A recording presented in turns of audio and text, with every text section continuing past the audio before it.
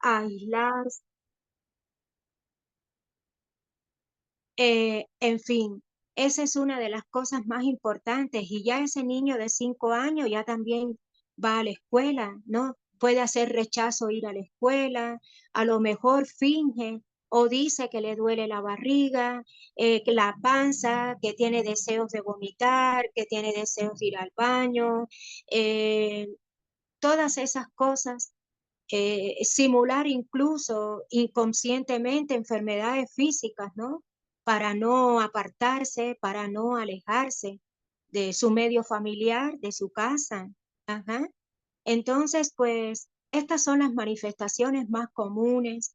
Le cuesta trabajo aprender, eso puede extenderse en el tiempo, puede tener cierta déficit de atención, digamos, mejor no voy a decir déficit de atención porque esto es ya un trastorno. Voy a decir alteraciones en la concentración, ¿verdad? Alteraciones en la concentración, alteraciones en la atención, ese niño que no quiere trabajar en clases, que no quiere hacer nada, que se rehúsa a todo. Esos son los síntomas fundamentales, ¿sí? Pero eso mejora en la medida en que los padres hagan consciente que la relación se acabó y que lo mejor a partir de ese momento es llevarse bien por su propio hijo, aunque les cueste trabajo. Eso es muy importante y eso se ve con mucha frecuencia aquí, cómo la gente pasa años de años en un litigio permanente, en un proceso de deterioro mental y físico permanente, que lo único que hacen es dañar a sus propios hijos y dañarse a sí mismos. Así que esto es muy importante. Claro. Y sí, bueno, pues hablar abiertamente del tema, ¿no? Y no sé, reconocer algún síntoma, algún tema que pueda salir de lo normal, porque entiendo que pueden tener estas regresiones, como nos comentaba, de volverse a hacer pipí en la cama, chuparse el dedo, no sé, tipo estas cosas cuando son pequeños.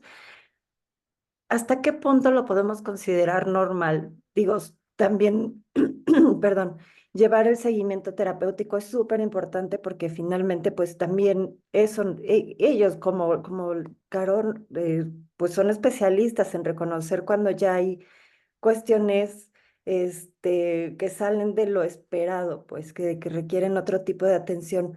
No sé, las dos, ¿qué pueden comentarme sobre qué podría ser algún signo quizás de preocupación? Un signo de alarma te refieres. Mira, los signos de alarma en los niños y en los adolescentes están dados por muchos factores, ¿sí?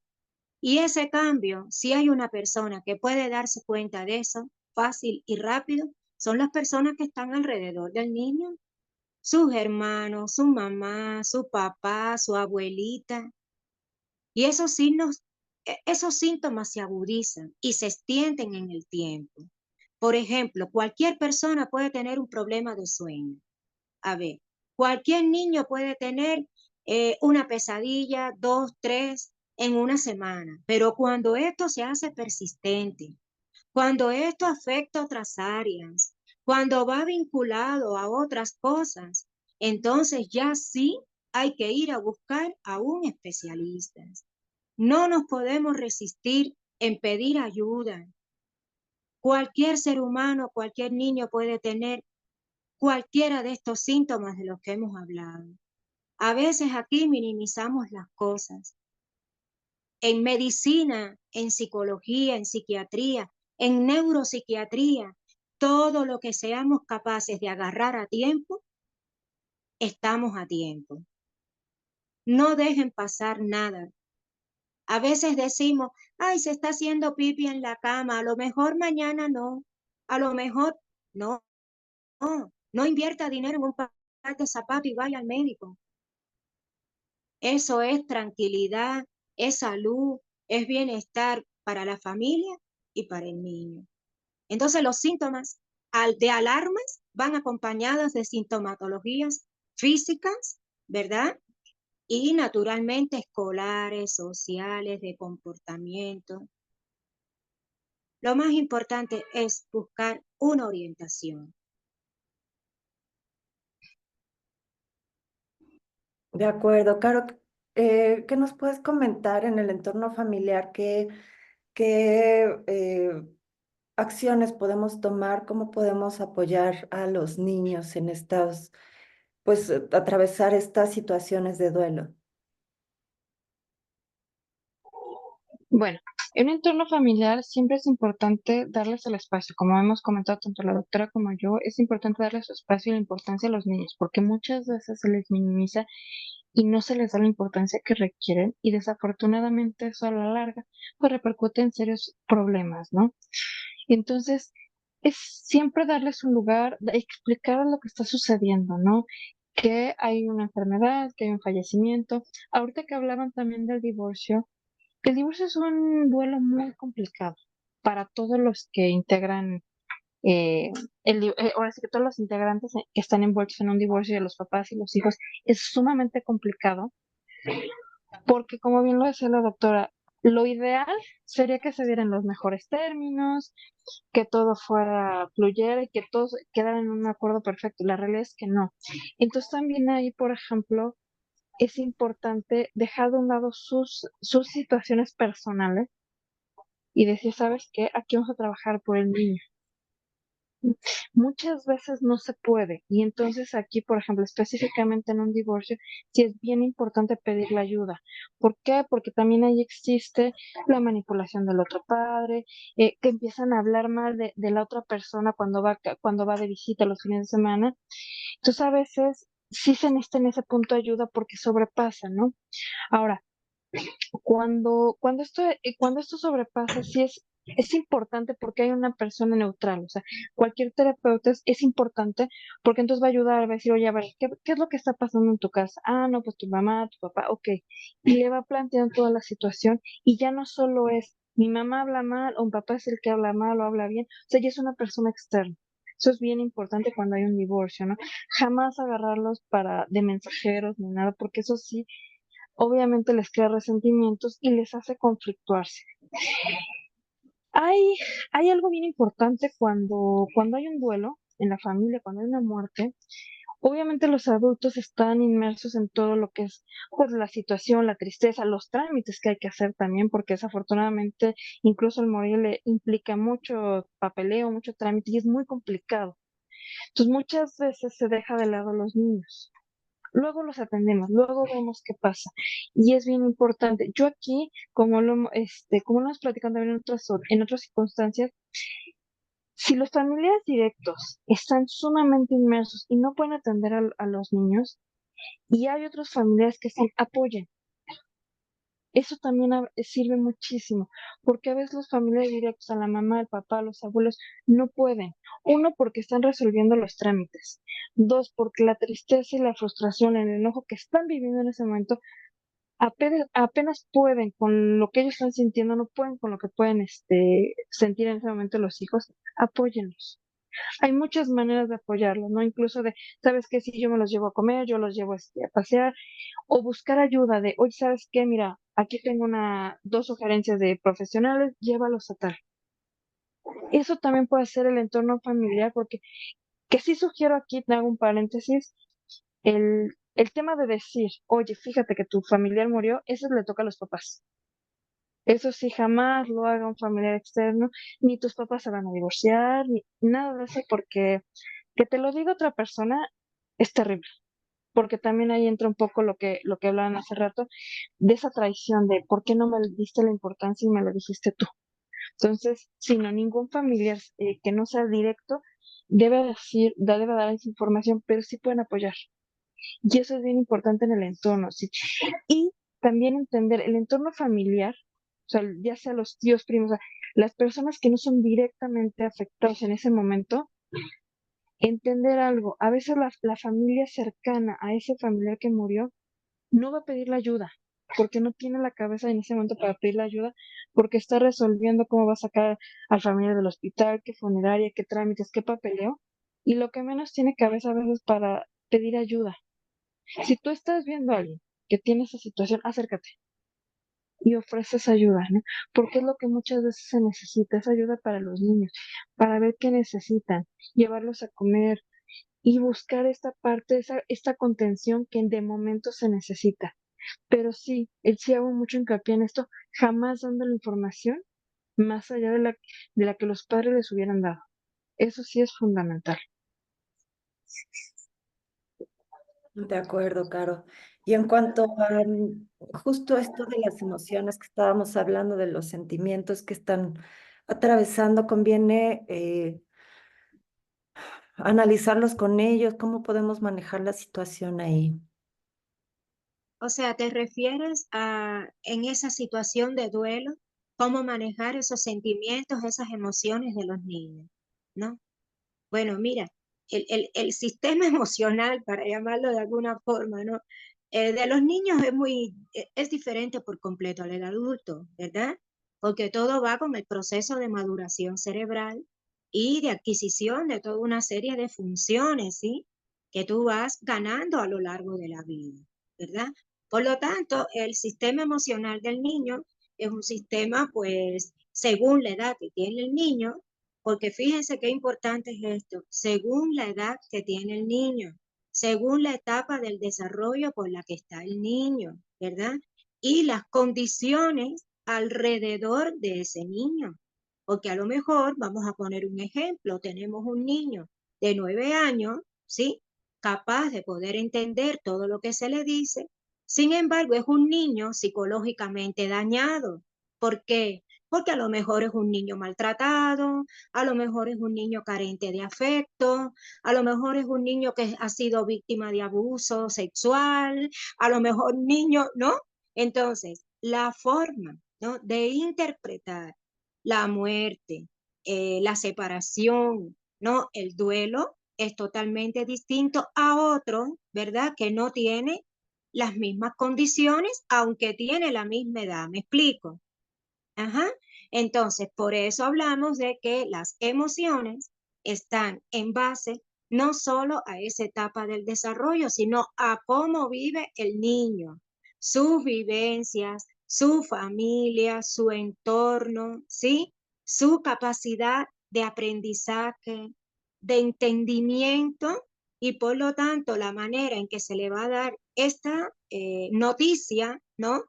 Del duelo, del fallecimiento de alguna persona, pues va a ser diferente por completo. O sea, que cada niño es distinto a otro, ¿no? Igual que cada adulto somos diferentes, así mismo. Nos parecemos mucho, pero no somos iguales, ¿sí? Cada persona tiene su propia historia, cada persona tiene sus propios antecedentes, cada persona tiene su propio desarrollo del sistema nervioso, aunque todos tenemos allá arriba lo mismo, ¿no? Pero no es igual. Entonces, por eso es muy importante la mamá que le va a dar la noticia al niño de que lamentablemente su papá falleció, tiene que saber y conocer a su hijo, ¿no? No puede ir de una manera directa, ay, falleció tu papá. No, no, no, no, no. Eso es una cosa tremenda, eso no es así. Teniendo en cuenta todo esto que hemos hablado. Hay niños, por ejemplo, más susceptibles, que lloran por todo. Hay niños más agresivos, más duros. Hay niños que captan muy rápido la información, otros son más lentos, ¿no? Entonces, todo esto, naturalmente, el adulto lo tiene que tener en cuenta, ¿no? A la hora de expresarle al niño esta situación de pérdida, ¿no?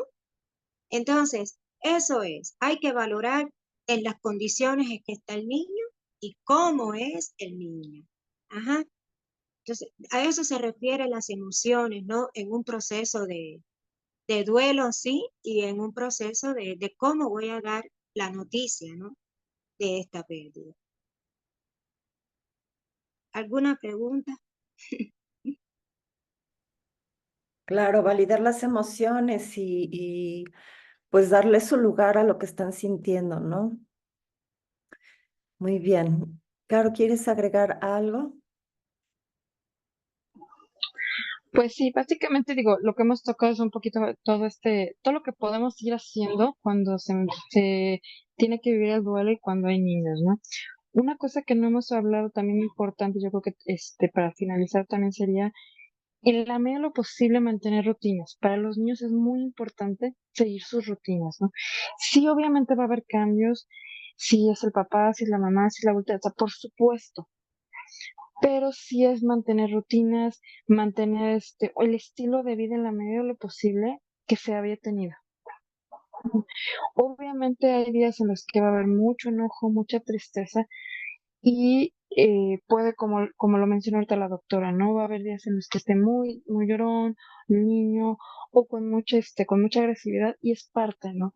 Entonces, pero sí es importante mantener rutina, o sea, no es, ok, sabes que como estás triste, entonces vas a hacer lo que quieras, todos los días. No, ok, hoy si estás triste, hoy no quieres estar, está bien. Ir viendo, ¿no? O sea, ir mediando, pero porque también puede ser todo contraproducente de, ok, estás triste y no vas a hacer nada un mes. Entonces, sí es bien importante, los niños funcionan con rutinas. Entonces, ir en la medida posible, mantener rutinas, mantener horarios y obviamente también pues toda la rutina en la escuela, que muchos sí les repercute en la escuela, ¿no? Si son niños de buenas notas, empiezan a bajar. No regañen yo sí les digo, no regañen a los niños nada más así, ay, ¿por qué? Porque obviamente hay un factor externo. No es de aplaudir, evidentemente tampoco, pero sí es de estar acompañando, de hacer contención. Oye, ¿qué pasó? Este mes estuvo difícil matemáticas, ¿por qué sacaste 7 si tú siempre sacas 9? O sea, sin el regaño, sin ese acercamiento, esa contención de, oye, ¿qué pasó? Estaba difícil la materia, el examen. No, pues sabes qué, estaba distraído, estoy triste y no estudié mucho. Ah, ok, está bien. Ok, bueno, el próximo mes pues te repones. Sin ese regaño, o sea, sí me estoy dando cuenta de lo que está pasando, como decías tú, Viole, vamos a validar que estás triste, perfecto, pero ¿sabes qué? Continúa y sigue tu mismo ritmo de antes, ¿no? De seguir las buenas notas. Entonces sí es importante, o sea, validas, ves qué pasa, pero te acercas, porque muchas veces, bueno, están tristes y entonces ya están tristes y ya los dejan, están en duelo. Tampoco, o sea, no hay que caer en, como están tristes, entonces van a sacar 7 5, no, tampoco hay que caer en ese extremo, ni exigirles, de si son de 10 siempre de 10, no, hay que estar ahí y ir viendo, y sobre todo lo que decía hace rato la doctora, estar ahí antes de que cualquier situación se complique y se pueda hacer ya una situación patológica, ya puede haber signos más fuertes. Por eso también, afortunadamente, siempre hay ayuda, hay mucha ayuda para hablar con los niños acerca del duelo. Hace rato dijo la doctora algo bien interesante, dice, cada uno va conociendo a los niños para saber cómo acercarse y cómo dar esta noticia. Y hay veces que a mí me ha tocado, dice, no sé cómo decirlo. Entonces se acercan y piden la ayuda profesional, porque no pueden decirlo. Entonces, sí es bien válido pedir esa ayuda y sobre todo decir, bueno, sabes que yo estoy viviendo un duelo, no puedo vivir mi duelo y aparte acompañar a mis hijos. Tú sabes que los llevo ellos a terapia y que ellos les ayuden. O yo voy a terapia y los niños yo les ayudo. O sea, también depende de cada caso, pero sí, la ayuda es fundamental cuando hay niños. O lo ideal es que todos puedan tener como un proceso terapéutico, ¿no? De acuerdo, pues muchas gracias. Quiero preguntarles a los que nos acompañan si alguien tiene alguna pregunta, que por favor nos las escriban en el chat. Y bueno, pues muchas gracias también por compartir toda esta información. La verdad es que es muy valiosa bueno, nos orienta mucho a saber un poco cómo sobrellevar las situaciones y realmente cómo hablar. Ojalá podamos también después, cuando editemos este video, compartir el material que nos podría servir para explicarles a los niños quizás sobre la muerte. Estaría genial. Y si quieren, por favor, cerrar con alguna información, algo adicional que quieran compartirnos, doctora Icaro, adelante, por favor. Bueno, yo sí quisiera decir que a nosotros nos gustaría muchísimo como equipo del Centro CUNER que decirles a ustedes que cuando tengan una situación, algún amigo, un familiar, un amigo de trabajo que esté pasando por una situación similar, por favor, pueden contar con nosotros, nos escriben, nos llaman, nos avisan, ¿sí? Y aquí de verdad que van a contar con un equipo, digamos, médico, que va a estar siempre atentos y los va a poder Está bien. dar de la solución. ¿Sí? Entonces, bueno, pues muchísimas gracias.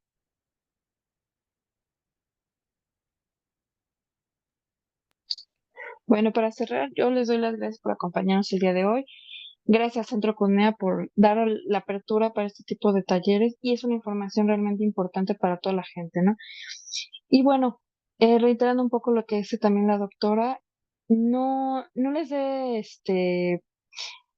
ni miedo ni pena pedir ayuda, siempre es importante y es preferible. Sobre todo cuando hay niños de por medio, a veces se sobrepasa, entonces siempre busquen la ayuda y por lo menos aquí, bueno, tenemos equipo ahora sí que varias disciplinas en las que podemos ayudar. Ahorita les dejamos también en el chat toda la información, tanto de la doctora como mía, para todo lo que ustedes necesiten, ¿no? Pero sí es bien importante eso, tener la apertura para pedir la ayuda. Pues muchísimas gracias a las dos, gracias por compartir tu conocimiento y darnos pues tanta luz en este tema. Y muchísimas gracias también a quienes nos acompañaron y pues bueno, nos volvemos a encontrar pronto. Un abrazo a todas y buenas noches. Muchas gracias.